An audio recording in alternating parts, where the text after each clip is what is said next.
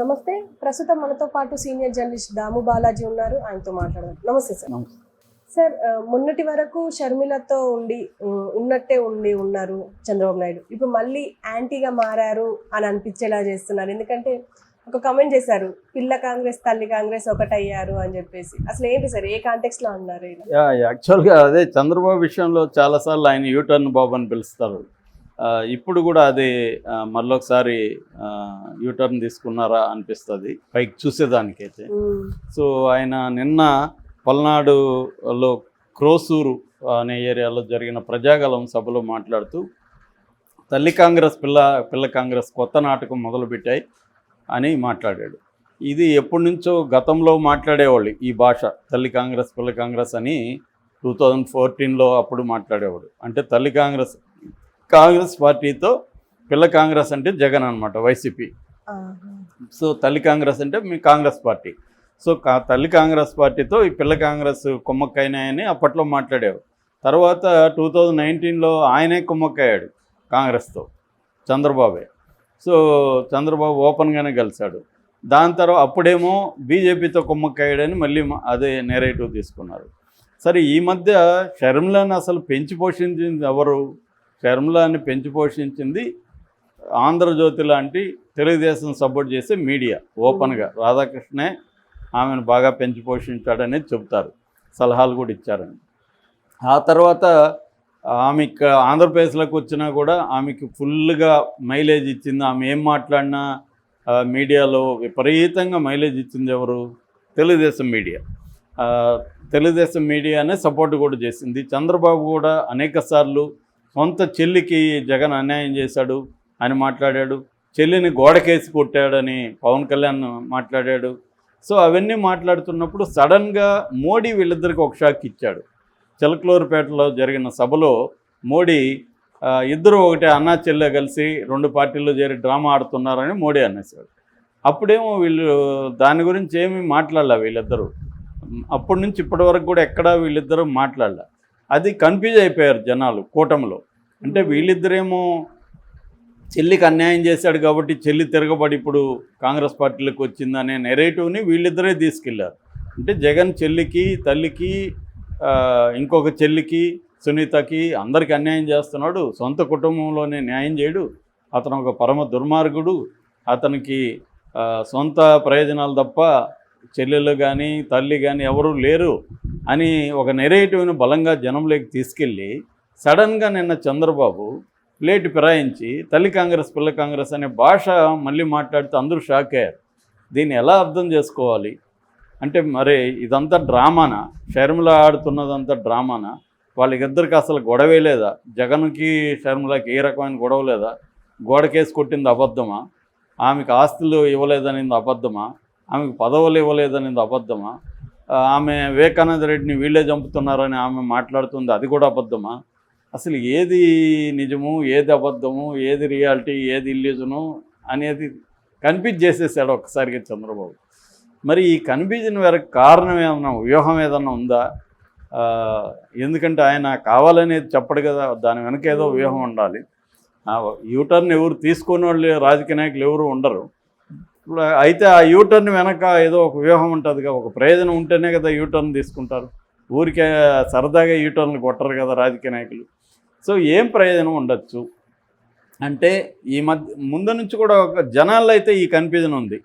చాలామంది నన్ను కూడా అడిగారు, సార్ నిజంగా షర్మిల జగన్కి వ్యతిరేకంగా ఉందా లేకపోతే డ్రామానా సార్ అని చాలామంది అడిగారు నన్ను కూడా. సరే, డ్రామా ఏదైతే అయితే ఏంటి, మనకి మనం చూసి మాట్లాడుకోవాలి తప్ప మనకి అసలు విషయం అయితే తెలియదు కదా. నిజానికి ఆ డౌట్ చాలామందిలో ఉంది. ఎందుకంటే జగన్కి యాంటీగా షర్మిల అతను ఏమి ఆస్తులు ఇవ్వలేదనేది ఈమె ఎక్కడ ఇప్పటివరకు మాట్లాడలేదు. తర్వాత ఏమో ఆమె 2014 తర్వాత ఇప్పటి వరకు కూడా షర్మిల ఎక్కడ జగన్కి యాంటీగా మాట్లాడలేదు. పైగా నాకు మా అన్నకి ఏమి లేదని ఇక్కడ అనేకసార్లు చెప్పింది. సడన్గా ఇప్పుడు ఎందుకు వెళ్ళింది అక్కడికి, కాంగ్రెస్లో ఎందుకు చేరింది? ఇది వీళ్ళు కూడా ఏంటంటే వాళ్ళు కన్ఫ్యూజ్ చేస్తున్నారు ఎలాగో. సరే, ఒకవేళ వాళ్ళకి ప్లాన్ ఉంటే కన్ఫ్యూజన్, వాళ్ళ స్ట్రాటజీ కరెక్టే. మరి ఇప్పటివరకు తెలుగుదేశం వాళ్ళు, జనసేన వాళ్ళు ఎందుకు కన్ఫ్యూజ్ చేశారు జనాల్ని? వాళ్ళకు ఒక స్టాండ్ ఉండాలి కదా క్లియర్గా. షర్మిల వైపు మన స్టాండ్ ఏంటనేది ఉండాలి కదా. సో దీంట్లో వాళ్ళు ఫస్ట్ ఏమనుకున్నారంటే జగన్కి ఏది నష్టం చేసినా అది మనకు మంచే కదా అనే స్టాండే వీళ్ళకు ఉండింది. అయితే ఇది జగన్కి నష్టం చేయడం కూడా జగన్ ప్లానే కావచ్చు కదా అనే యాంగిల్ వీళ్ళు ఎందుకు తీసుకోలేదు బిగినింగ్? వీళ్ళకి తెలియకుండా ఉంటుందా అంటే నా ఉద్దేశం ఏమంటే తెలుగుదేశం వాళ్ళు ఏమనుకున్నారంటే ఇది ఒకవేళ డ్రామా అయినా కూడా మనం ఉపయోగించుకుందాం అన్న స్ట్రాటజీతో వాళ్ళు వెళ్ళినట్టుగా మనం అర్థం చేసుకోవచ్చు.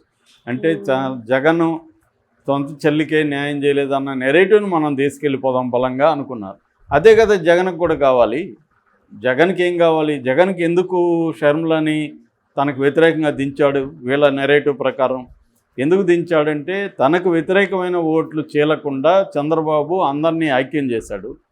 దాంట్లో కొంత నువ్వు చీలిస్తే నాకు ఉపయోగం ఉంటుంది, నా వ్యతిరేకమైన ఓట్లు ఆ కూటమి పడకుండా కొంత నువ్వు చీలిస్తే నాకు ఉపయోగం ఉంటుంది అనేది జగన్ ప్లాన్. కాబట్టి షర్మిలని నువ్వు నాకు యాంటీగా రంగంలో దిగు అని చెప్పాడు. షర్మిల దిగింది. ఇది కదా ఒక నెరేటివ్. సరే, దిగినప్పుడు వీళ్ళెందుకు ఆ ప్లాన్కి ఉపయోగపడ్డారు? జగన్కు ఉపయోగపడినట్టే కదా. ముందు నుంచి వీళ్ళు కానీ షర్మిలని నెగ్లెక్ట్ చేస్తుంటే పెద్దగా ఆమె ఎఫెక్ట్ ఉండకపోవడం వల్ల జగన్ ఫెయిల్ అయ్యేవాడు కదా. మరి ఎందుకు ఆ ట్రాప్లో తెలుగుదేశం కానీ జనసేన కానీ పడింది అన్నదానికి ఆన్సర్ లేదు. ఇప్పుడు ఎందుకు చేస్తున్నారంటే మేబీ ఇది మనకి డ్యామేజ్ జరుగుతుందని ఇప్పుడు తెలుసుకున్నారా అనిపిస్తూ ఉంది. ఎందుకంటే ఆమె ఇప్పుడు తెలుగుదేశం ఓట్లను ఆమెమి జగన్ ఓట్లను ఆమెమి చీల్చదు, చంద్రబాబు కూటమి ఓట్లని ఆమె చీలుస్తుంది అన్న నెరేటివ్ ఈ మధ్య చాలామంది విశ్లేషకులు మాట్లాడడం కానీ జనం మాట్లాడుకోవడం కానీ జరుగుతుంది. ఎందుకంటే ఆమె ఎక్కడ చూస్తే చంద్రబాబును విమర్శించట్లేదు, పవన్ కళ్యాణ్ విమర్శించట్లేదు. మొన్న కూడా బీజేపీతో కుమ్మక్కయ్యాడు జగన్ అని జగన్నే విమర్శిస్తూ ఉంది. చంద్రబాబుని, నిజానికి చంద్రబాబుని కదా విమర్శించాలి. చంద్రబాబు కదా బీజేపీ ఎన్డీఏలో చేరింది, పవన్ కళ్యాణ్ కదా ఎన్డీఏలో చేరింది, వాళ్ళిద్దరిని కదా విమర్శించాలి. ఆంధ్ర రాష్ట్రానికి ప్రధాన శత్రువు బీజేపీ అని ఆమె చెబుతుంది. మరి బీజేపీతో కుమ్మక్కయింది, ఓపెన్గా కుమ్మక్కాయ అంటే కుమ్మక్కంటే పుత్తు పెట్టుకునింది ఎవరు? చంద్రబాబు, పవన్ కళ్యాణ్. వాళ్ళిద్దరిని కదా తిట్టాలి. వాళ్ళిద్దరిని ఏమనకుండా జగన్ మీద ఫోకస్ పెడుతుందంటే ఎవరికైనా ఏమి డౌట్ వస్తుంది? ఈమె ఏదో జగన్ వ్యతిరేక ఓటు చీల్చడానికి ఉందేమో అన్న డౌట్ అయితే వస్తుంది.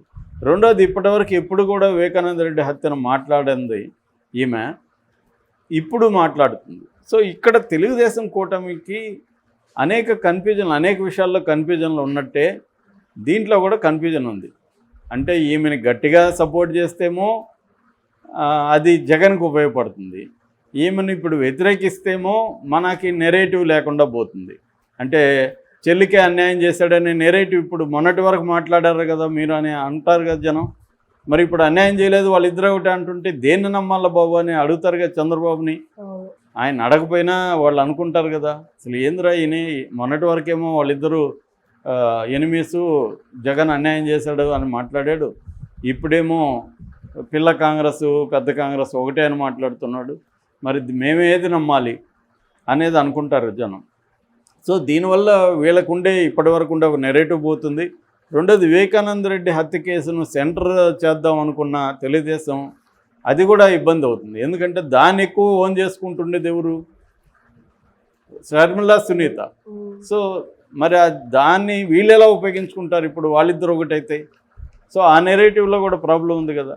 సో ఇంత కన్ఫ్యూజన్కి చంద్రబాబు నిన్న తెరదీసినట్టుగా అర్థమవుతుంది.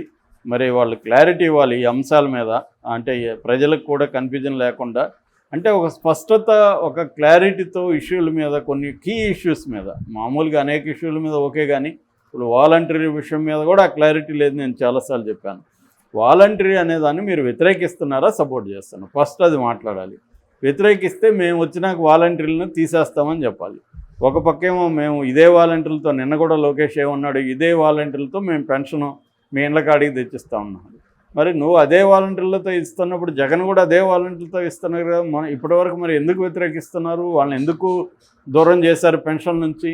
అంటే దాంట్లో మళ్ళీ జగన్కు ఉపయోగపడతారు కాబట్టి దూరం చేశారు. రేపొద్దున మీకు ఉపయోగపడరా వాళ్ళు? మీ పార్టీకి కూడా అలాగే ఉపయోగపడతారు కదా. ఆ సిస్టంలోనే ఆ ప్రాబ్లం ఉంది కదా.